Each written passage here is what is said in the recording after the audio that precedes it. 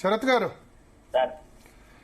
రామ్మోహన్ రెడ్డి గారు చెప్పేది విన్నారు కదా. ఆయన సేమ్ ఏంటంటే అమెరికాలో ఉంటే అమెరికా రమ్మంటారా, తర్వాత రెండోది ఏంటంటే అక్కడ ఎందుకు నందినగరే అఫీషియల్ కదా అంటున్నారు. సరే, ఇదంతా కూడా కరెంట్ అడ్రస్ కాకపోయినా పర్మనెంట్ అడ్రస్ నందినగర్ కదా అంటున్నారు.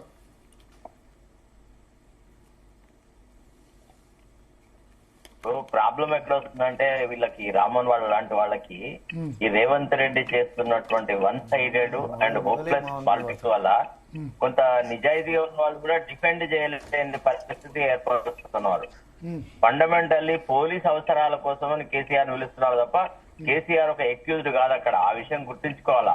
In the process of conducting investigation into a particular crime which is registered against a particular individual, KCR is being asked to help them if he knows anything. In course of the investigation, we get to know that you are you have got acquainted with certain facts. So we want your help అని అడిగినప్పుడు help అడిగిన వాడు అక్కడికి పోతాడా, లేకపోతే witness ని ఇక్కడికి రమ్మని అంటారా? అసలు ఆ ప్రొవిజన్ లో ఏముంది? వాళ్ళు ఎక్కడ సాక్షిగా ఉండడం అన్నది హెల్పా? నెక్స్ట్ అక్యూజ్డ్ కూడా కావచ్చు కదా. సాక్షిగా విట్నెస్ లో ఉన్న వాళ్ళు అక్యూజ్డ్ గా అయిన సందర్భాలు చాలా ఉన్నాయి కదా. కవితను కూడా ఫస్ట్ లిక్కర్ స్కామ్ లో విట్నెస్ గానే క్వశ్చన్ చేశారు, తర్వాత అక్యూజ్డ్ అయినారు. సార్ అక్కడ అది పిఎంఎల్ఏ ప్రొవిజన్స్, ఇక్కడ ఇది criminal procedure code. First point, fundamental you must know criminal procedure code లో అట్లాంటిది ఏది లేదు. First point. రెండోది ఏంటి అంటే సుప్రీం కోర్టే ఇంటర్ప్రిట్ చేస్తుంది ఏమని, ఏ witness is a friend of the court అని. కాబట్టి ఇది భేషజాలకు పోవాల్సిన అవసరం లేదు. ఇది ఇంత పెద్దగా డిస్కస్ చేయాల్సిన అవసరం అంతకు లేదు. ఒక మాజీ ముఖ్యమంత్రి, సీనియర్ సిటిజన్, ఆయనకు ఆరోగ్యం బాగుంటలేదు. గత కొంతకాలం క్రితం అతను హాస్పిటల్లో జాయిన్ అయినాడు. ఆయనకి ఒక ఫ్రాక్చర్ జరిగింది.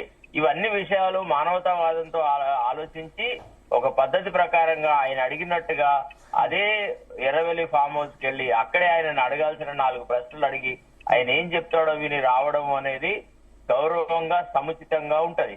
కానీ దీన్ని ఇంకా చేయదాకా బలవనిస్తాము అనంటే ఆయన ఎందుకు కోర్టుకు పోతాడు? కేసీఆర్ ఎందుకు కోర్టుకు పోవాలి? పోలీసులు పోవాలా to get the presence of the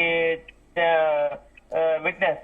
అప్పుడు కోర్టు అడుగుతుంది కదా, మీకు బుద్ధి ఉందా అసలు? ఆయన చూపెడతారు కదా, మెడికల్ రిపోర్ట్స్ అన్ని చూపెడతాడు. నేను ఫలానా రోజు హాస్పిటల్లో ఉంటే అడ్మిషన్ లో ఉంటే నన్ను చీఫ్ మినిస్టర్ చూడడానికి అని వచ్చినాడు, the doctors have advised me full bed rest everything etcetera, అది ఇదని ఆయన చూపెడతాడు కదా.